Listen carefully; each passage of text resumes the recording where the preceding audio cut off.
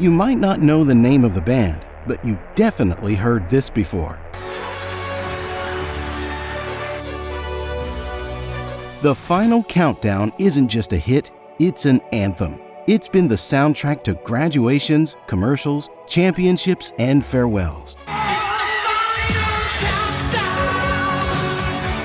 The band behind this hit was also responsible for other unforgettable songs, ballads like Carrie, and rock anthems like Rock the Night and Superstitious helped define Europe's journey.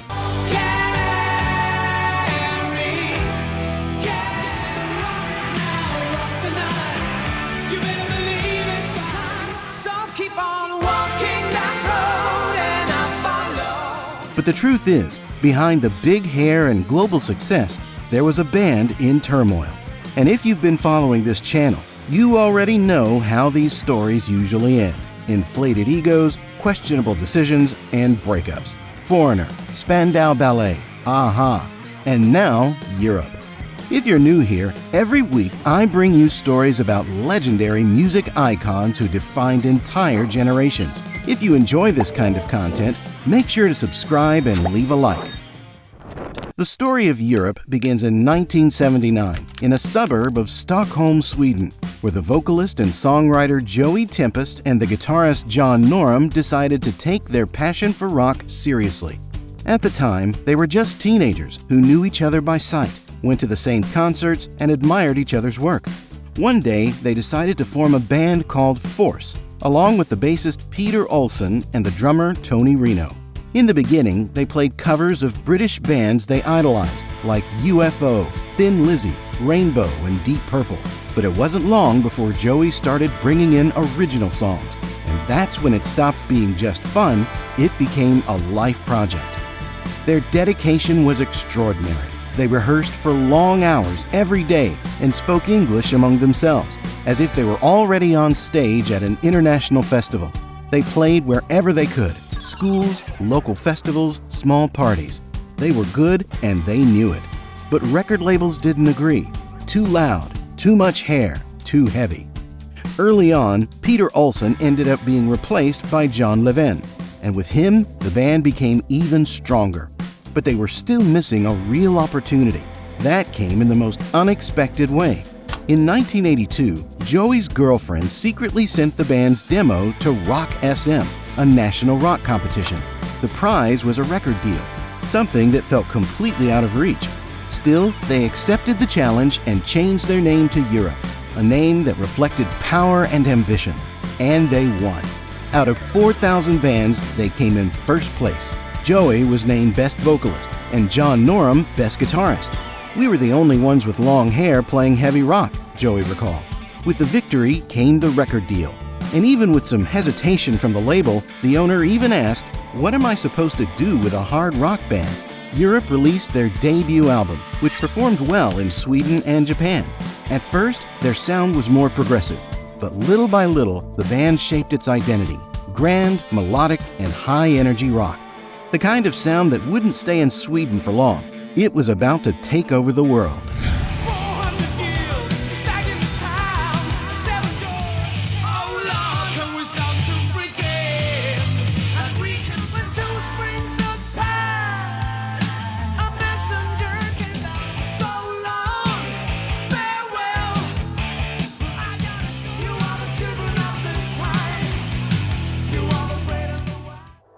After releasing their second album, Wings of Tomorrow, in 1984, Europe started gaining attention outside of Sweden. That record caught the eye of Epic Records in New York, which ended up offering the band a multi-million-dollar deal for 5 albums. During that time, 2 major changes happened. Tony Reno was replaced by Ian Haugland, and the keyboardist Mick McKaylee officially joined the band. It was the beginning of a new era.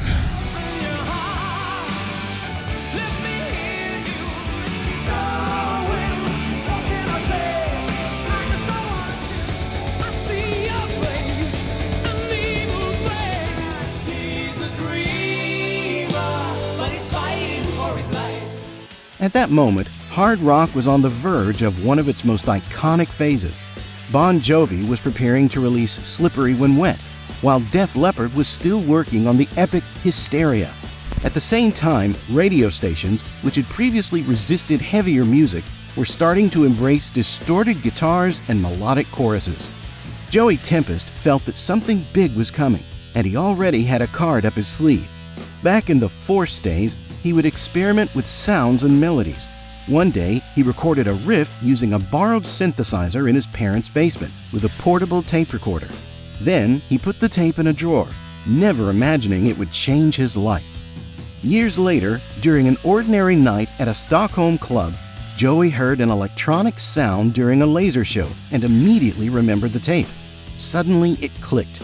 That sound could become a song. At first, he thought of the riff only as an intro for their concerts, something powerful to open the show. But soon, he realized it had the power to be much more. Inspired by David Bowie's Space Odyssey, he began writing lyrics about the end of Earth and the launch of the last spaceship, the final countdown to leave a planet on the brink of collapse. That riff then became the epic opening to the final countdown, a bold song with a spacey vibe, a touch of Scandinavian melancholy, and a hint of British heavy metal. It was the birth of the band's greatest hit, but not everyone in the group liked the idea right away. John Norum initially thought the riff was horrible. "I thought we were turning into Depeche Mode," he said, but he gradually came around, especially after recording it with real drums, heavy guitars, and the now iconic solo, which he wrote in just 15 minutes. The music video for the final countdown was filmed in a hockey arena, and in 1986, the single was released. It hit #1 in the Netherlands, and from there on, it became a sensation, selling around 8 million copies and topping the charts in over 25 countries. The full album sold 6.5 million copies, nearly half of them in the US. The song became an anthem. It was grand, melodic, mysterious, and impossible to ignore. It's true that the final countdown wasn't the only hit from that album. Rock the Night, Cherokee, and the ballad Carrie are also among Europe's most well-known songs. It's the final countdown. Carrie, rock now, rock the night. You better believe it's the train of tears. Carrie became one of the band's biggest hits, especially in Latin America. Written by Joey and Mick McKaylee, the song was originally composed using only piano and vocals. Its emotional impact was so strong that it became a classic among 80s power ballads, and to this day, many people still ask, who is Carrie? Joey Tempest answered that question in a 2015 interview with Song Facts, saying Carrie was never a real person. "We were young, going through breakups and new beginnings. It was more of a general feeling, really. The lyrics are about the end of a relationship, the kind of goodbye that comes without much explanation. The narrator tries to ease the pain, hinting at the possibility of meeting again, but deep down, he knows it's over. Carrie, Carrie, things they change, my friend. Carrie, Carrie, maybe we'll meet again. Can't you see it in my eyes that this might be our last goodbye?" The song revealed a more sensitive side of Europe, with Mick McKaylee's delicate piano, John Norum's emotional guitar solo, and Joey Tempest's intense performance.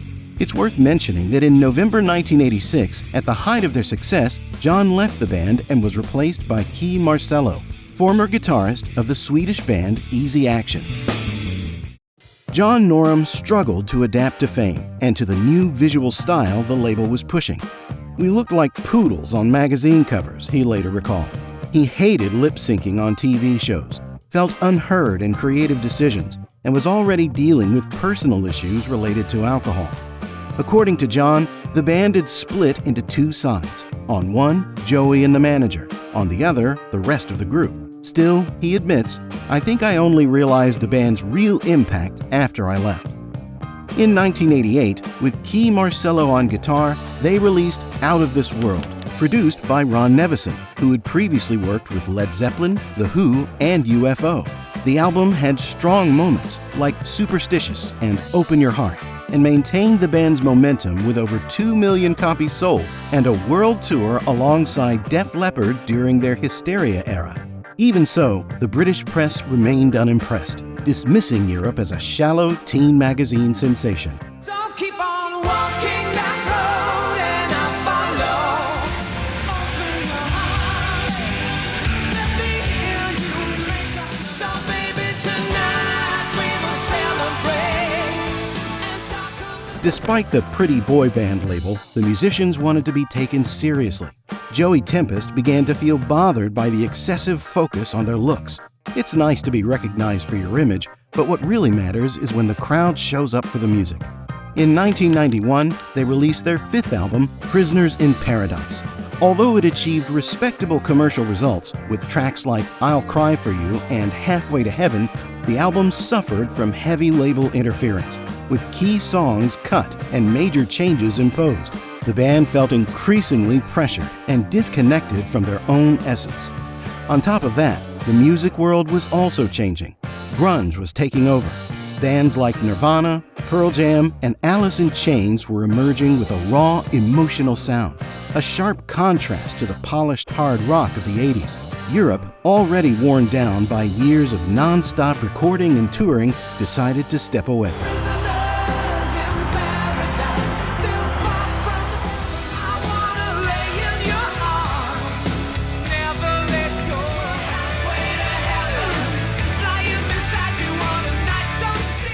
It was Joey who suggested the break, bassist John Levin recalled. We were tired, dealing with tax issues in Sweden, and facing an industry that was getting harder and harder.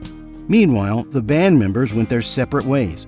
Joey Tempest released 3 solo albums with folk and classic rock influences. Ian Haugland produced Scandinavian bands and worked with Glenn Hughes, former bassist of Deep Purple. John Norum released solo records and joined Dokken, but without the same spark he once had. The reunion came on December 31st, 1999, during a special New Year's Eve concert in Stockholm, where Joey, John, and Key Marcello shared the stage with the rest of the band in a brief commemorative performance. The friendly atmosphere was back, but when the band decided to record a new album, John made it clear he would only return if he were the only guitarist. In 2003, they came back with the classic lineup, and since then, they've refused to live in the past. Each new album has shown a band that evolved, experimented, and matured without losing its essence. Over the past 2 decades of reinvention, they returned to major stages across Europe, won over new audiences, collected awards, and in 2022 performed to sold-out arenas in Chile, Brazil, and Argentina. That same year, they reached a historic milestone: 1 billion views on YouTube for the final countdown, the first Swedish band to achieve that mark with a single song. And in 2023, celebrating 4 decades since their debut album, they embarked on a special tour across Europe, including 2 concerts at the legendary London Palladium.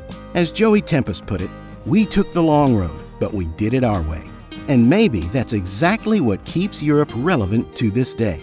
It's not just the timeless anthems or the ballads that defined a generation. It's their commitment to moving forward, not living off nostalgia, but constantly building something new. If you also believe that great music stands the test of time, leave a like, share this video with someone who needs to hear this story, and subscribe to the channel to keep following the journeys of music's greatest icons with us. Thank you so much for staying with me until the end, and see you next week.